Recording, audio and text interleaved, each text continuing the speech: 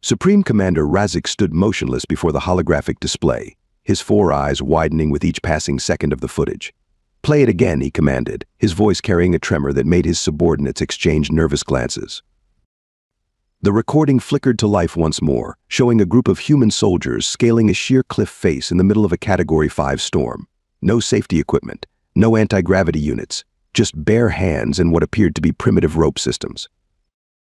"Impossible," muttered Field Marshal Blixnack, his scaled skin shifting from its usual emerald to a pale mint, a sure sign of distress among the Centauri military elite. "Our atmospheric sensors confirmed wind speeds of 300 units. They should have been thrown off that cliff like leaves." Science Director Prell stepped forward, her crystalline data tablet trembling in her upper appendages. "That is merely the beginning, Supreme Commander. Observe the timestamp change."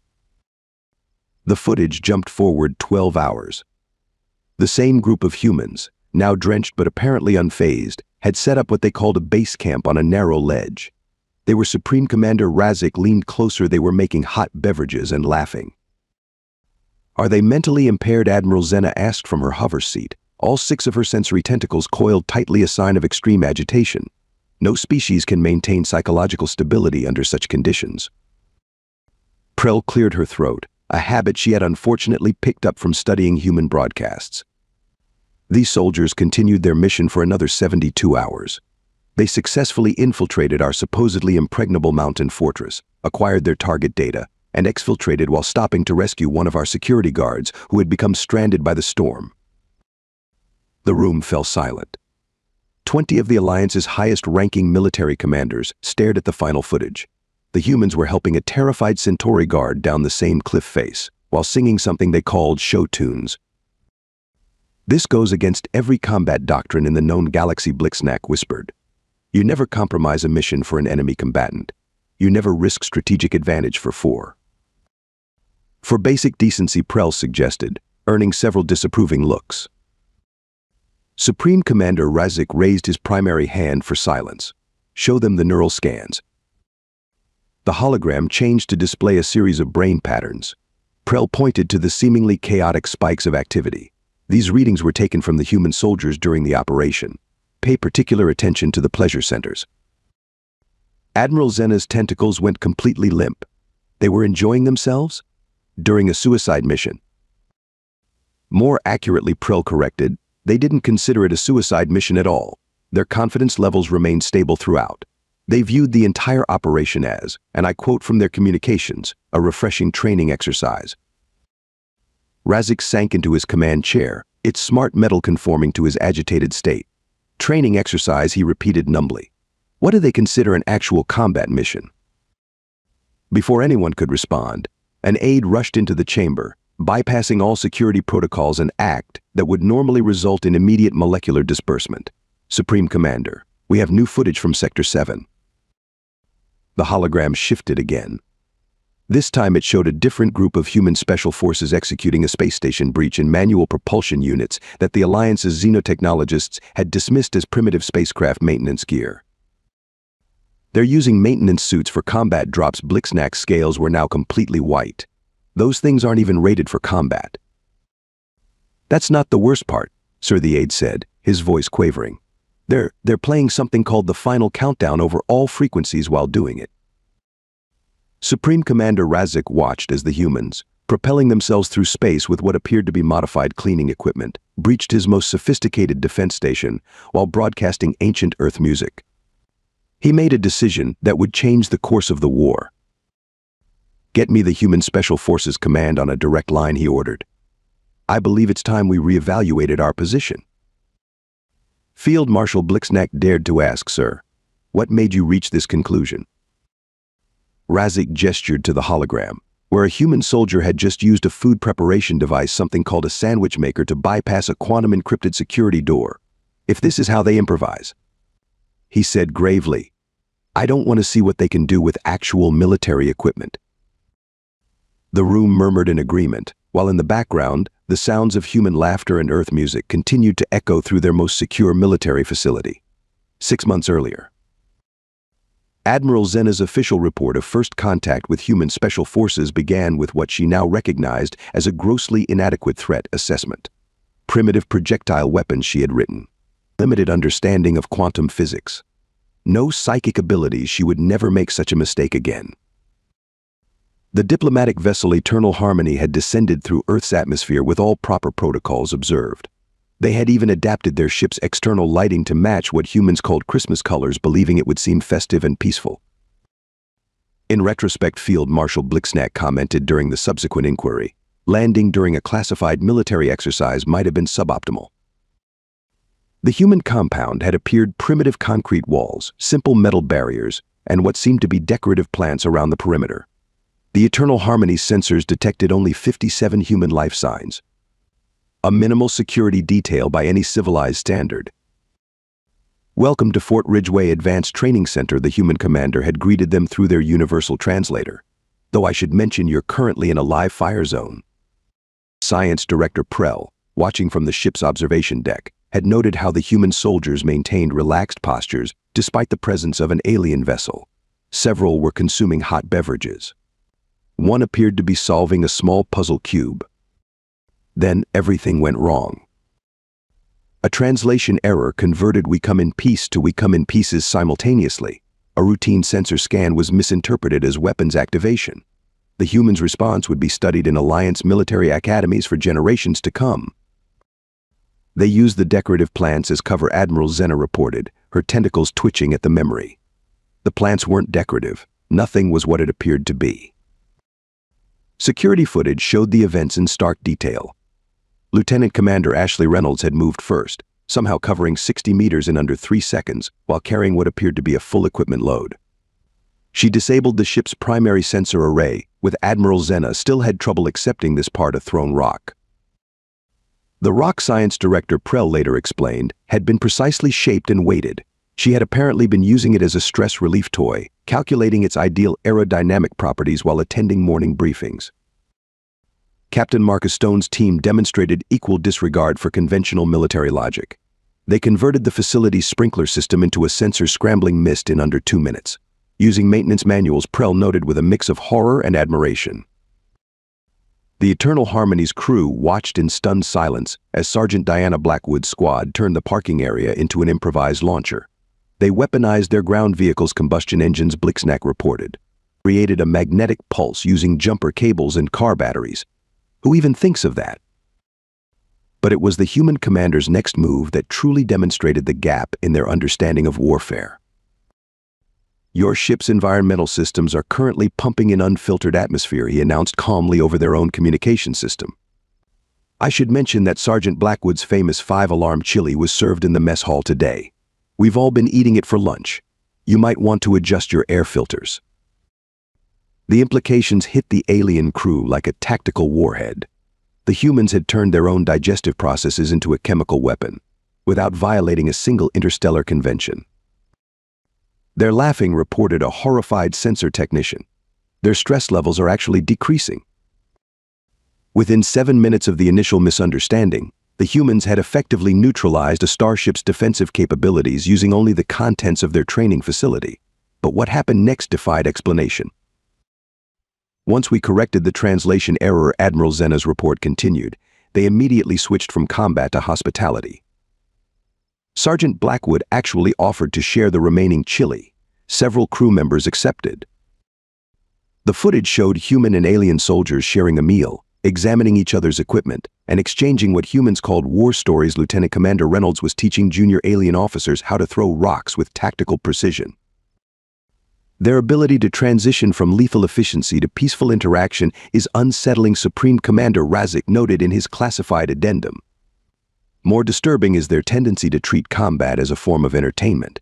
They recorded the entire incident for something called their holiday blooper reel. Security Chief Varex, his carapace still showing stress fractures from the event, submitted a separate observation.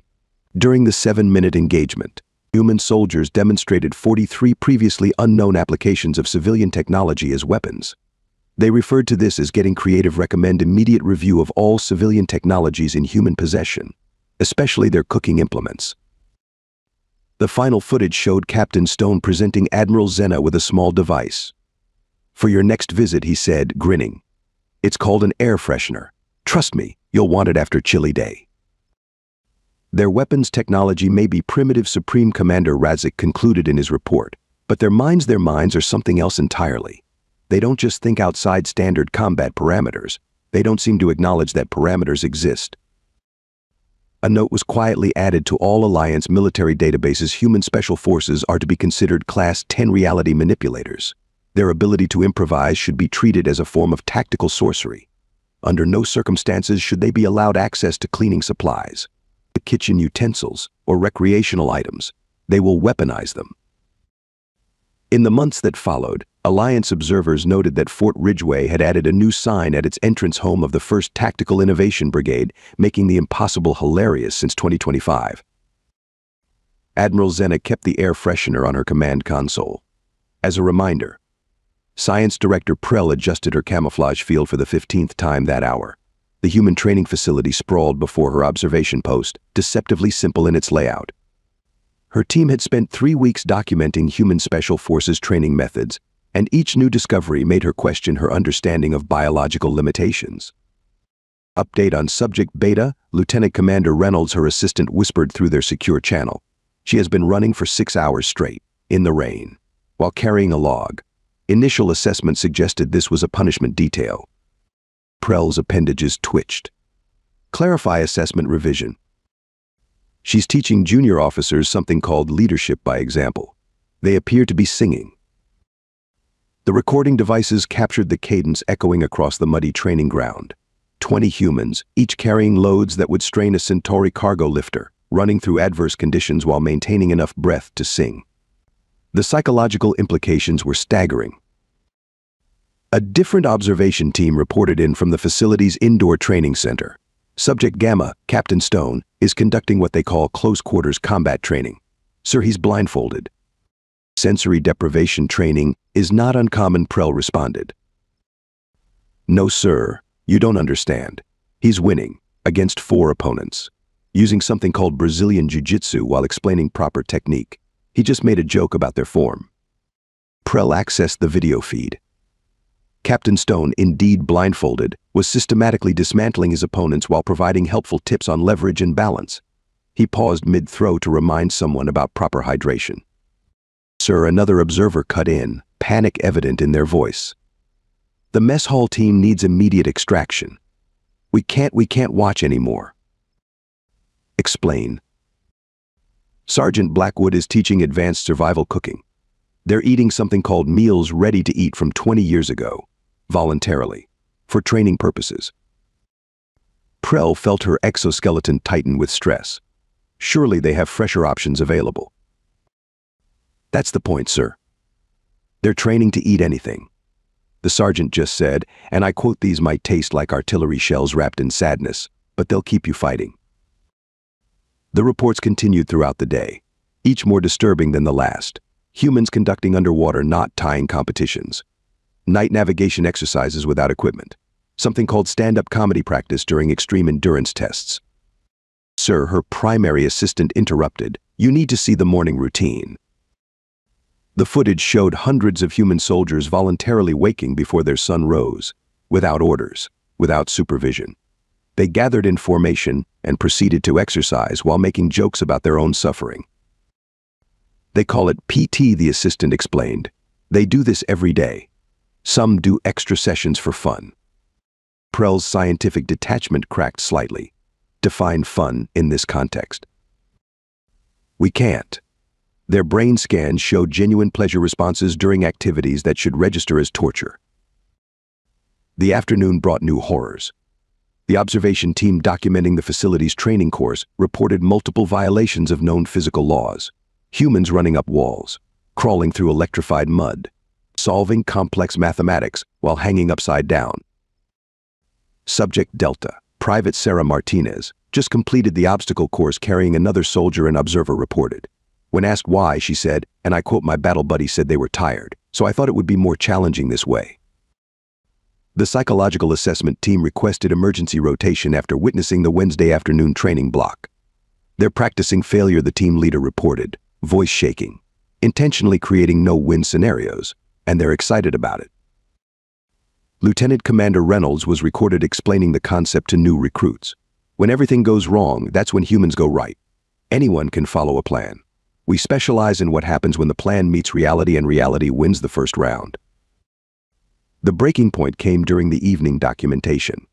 Captain Stone's team was conducting night infiltration drills using what appeared to be outdated gaming equipment.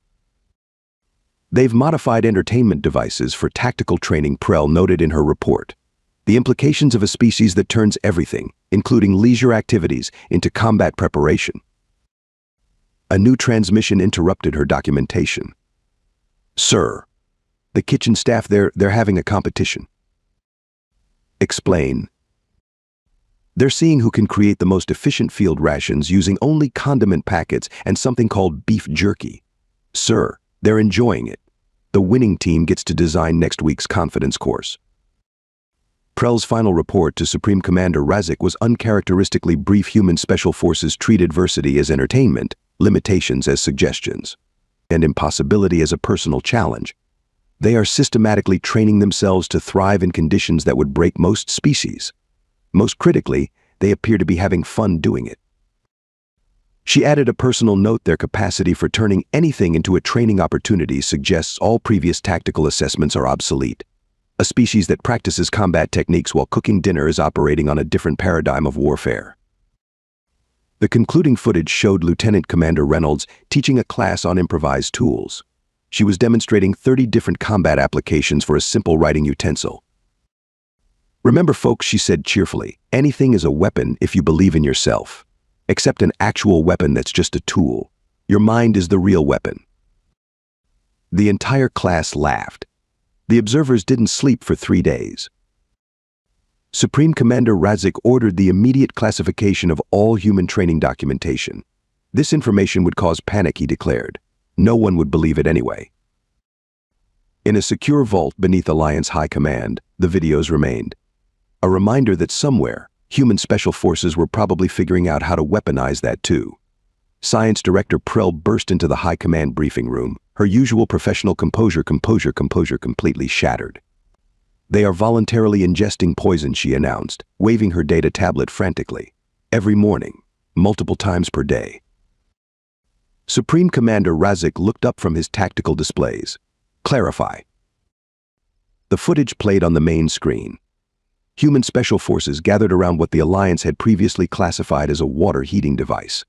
The dark liquid dispensing into their containers had initially been mistaken for a simple hydration ritual. Our biochemical analysis confirms it, Prell continued. This substance, coffee, contains a neural stimulant so potent it would be classified as a combat drug on 17 Alliance worlds. Admiral Zena's tentacles curled in horror. And they drink this voluntarily. Worse, Prell whispered. They have turned it into an art form. The screen showed Lieutenant Commander Reynolds at the machine, preparing what she called a triple-shot espresso. The measurements must be precise, she explained to a junior officer. The difference between tactical alertness and vibrating through solid walls is about 2 millimeters of liquid. Field Marshal Blixnack watched in growing terror as humans added various substances to their beverages. What are these modifications?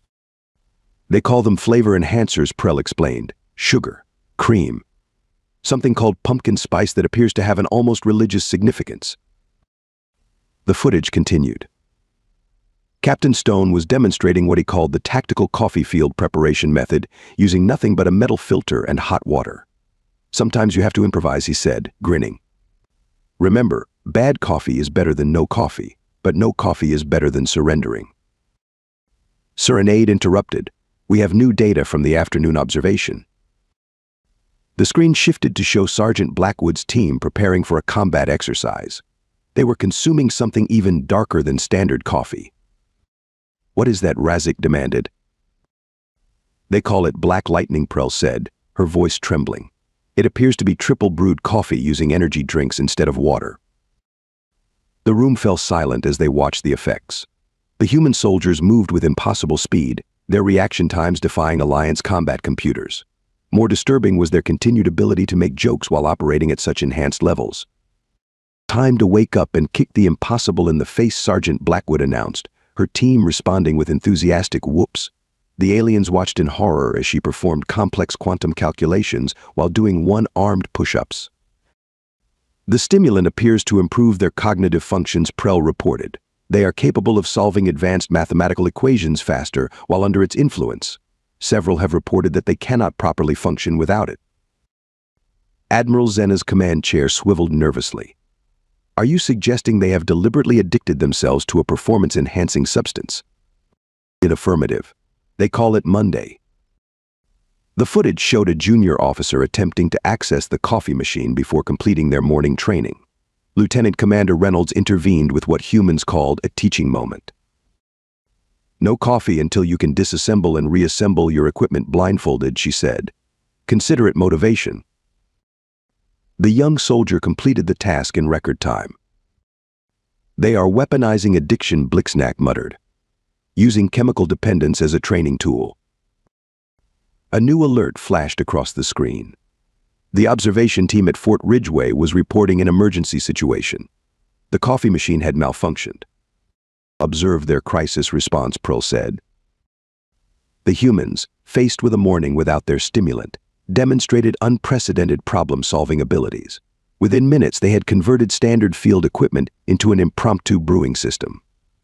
Sergeant Blackwood was using a tactical helmet as a filter.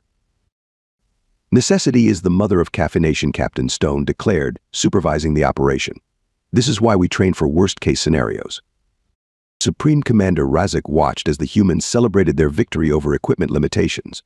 Update the threat assessment, he ordered. Any human special forces unit must be assumed to be operating at double their baseline capability. Triple if they have access to this coffee. Sir Prell added reluctantly, there's one more thing. They appear to have developed a ritual response to consuming the stimulant. After each cup, they say. The footage completed her sentence as 50 human soldiers shouted in unison, but first, coffee. The Alliance High Command sat in stunned silence, contemplating a species that had turned voluntary poison consumption into both a combat multiplier and a morale-boosting social activity. Well, Admiral Zena said finally, at least they can't make it any more potent. Prell's appendages twitched nervously. About that, we just intercepted plans for something they called Death Wish Coffee. The emergency evacuation of the command center was later described as unnecessarily dramatic, but no one wanted to take chances with a species that named their beverages after mortality. Supreme Commander Razik had prepared what he considered a perfect strategy. The Alliance would neutralize every known human advantage terrain sealed with energy barriers, weather control systems negating environmental factors, quantum dampeners preventing improvised weapons. Nothing can go wrong, he assured his command staff. We have accounted for every possible scenario. Admiral Zena's tentacles twisted anxiously. Sir, about their music. What about it? The tactical display lit up with multiple warnings. Human special forces had breached the perimeter, but the method was unexpected. Are they? Field Marshal Blixnack blinked all four eyes rapidly. Are they dancing? Lieutenant Commander Reynolds and her team had synchronized their movements to something called staying alive, using the rhythm to predict and slip through gaps in the energy barrier timing. That is not possible, Razik declared. The barrier patterns are quantum random. They're saying it has a beat, reported a bewildered sensor operator. They've turned our security system into a dance track. Captain Stone's voice crackled over the command center speakers. Hope you do not mind, but we brought our own party playlist. This next one is a classic. The sounds of Thunder Road filled every communication channel. Sergeant Blackwood's team used the musical cover to mask their approach, somehow incorporating the song's tempo into their tactical movements. Sir, a panicked technician shouted. They are using our quantum dampeners as amplifiers. Razik watched in disbelief as human special forces converted his carefully planned containment zone into what they called an impromptu music festival. They had deployed something called party lights using modified signal flares. Who brings a music library to combat? Blixnack demanded. These humans, apparently Prell responded, frantically documenting everything. They say music improves combat performance, though I question their choice of Sweet Home Alabama for a breach maneuver. The situation deteriorated further when Private Sarah Martinez discovered the resonant frequency of the Alliance's force fields. Hey team, these barriers make a great baseline. The humans began incorporating the humming force fields into their music, creating what they called a sick beat. Their combat efficiency increased by 40%. They are using our own defenses as musical instruments, Razik said numbly. How do you plan for that? Admiral Zena's tactical display showed more concerning developments. Sir, Captain Stone's team has reached the Central Command Sector. They appear to be recreating something called Dance Revolution using our security floor panels. The footage showed human soldiers timing their movements to both avoid sensor detection and maintain what they called a perfect combo score. Several were critiquing each other's technique mid-infiltration. Lieutenant Commander Reynolds has breached the quantum mainframe, reported another officer. She is using interpretive dance to confuse the motion sensors. Reynolds' voice came through clearly. The security AI cannot predict what it cannot comprehend. Nobody expects tactical ballet. Sergeant Blackwood had meanwhile converted the facility's emergency alert system into what she called a sweet remix. The pulsing alarm beacons now flashed in time with something called back in black. Status report, Razik demanded, trying to maintain some control over the situation. Sir, we have lost control of environmental systems, now playing something called elevator music. Security barriers currently being used as synthesizers. And sir, they have accessed our gravitic controls. The command center staff watched as human special forces used altered gravity fields to perform what they called the greatest moonwalk of all time. Several were taking video with their tactical cameras. This is not warfare, Blixnack protested. This is entertainment. For them there appears to be no difference, Prell noted, still recording. They have achieved perfect tactical efficiency by treating combat as a performance art.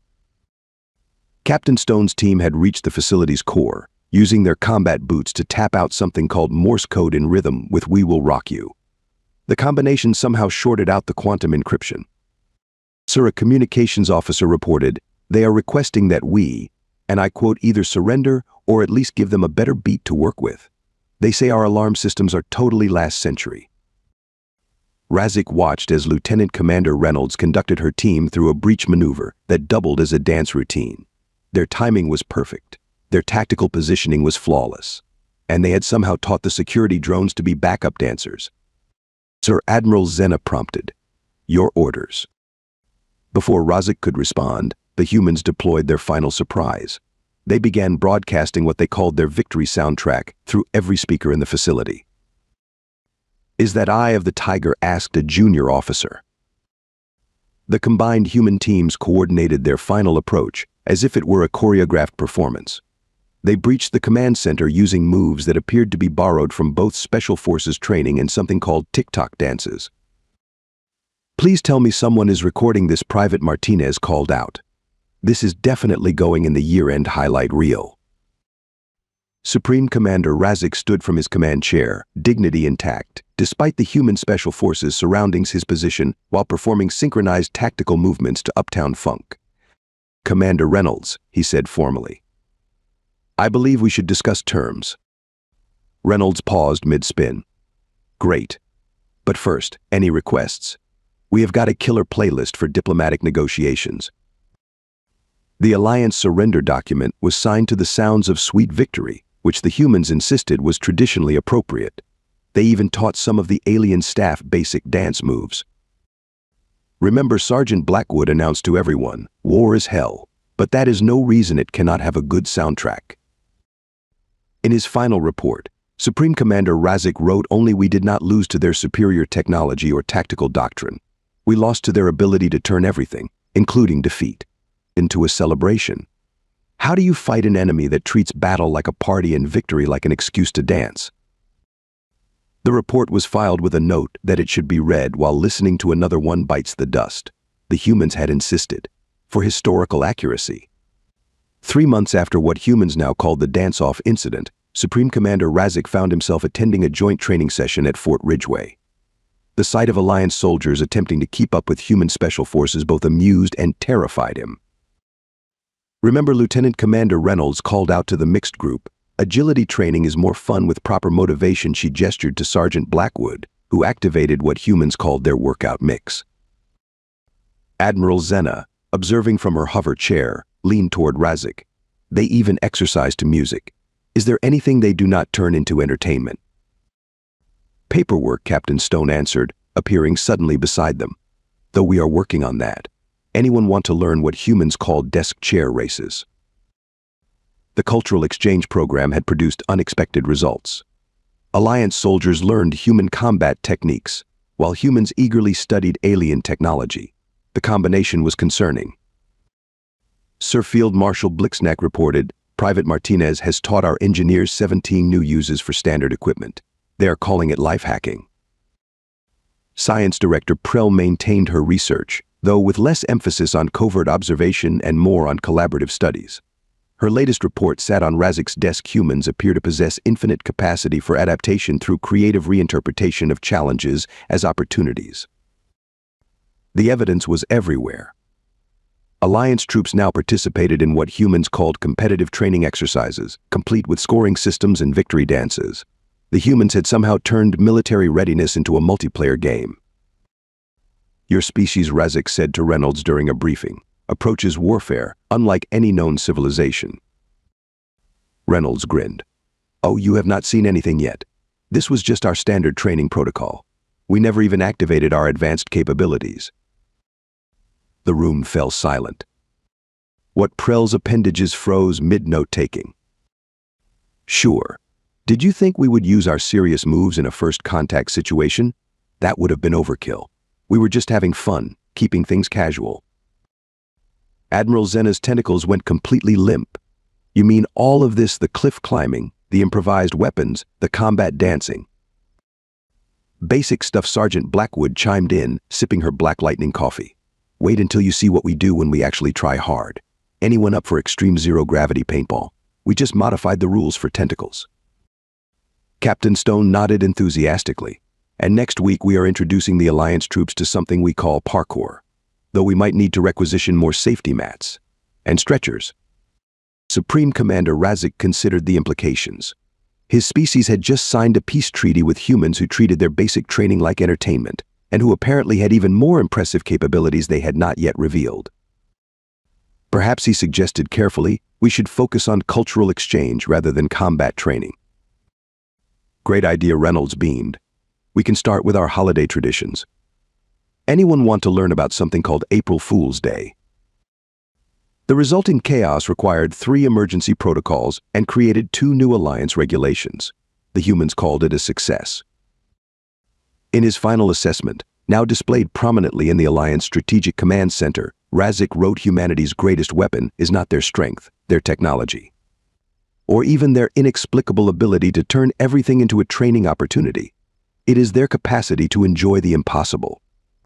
Below this, someone, presumably Private Martinez, had added a note, but the coffee helps.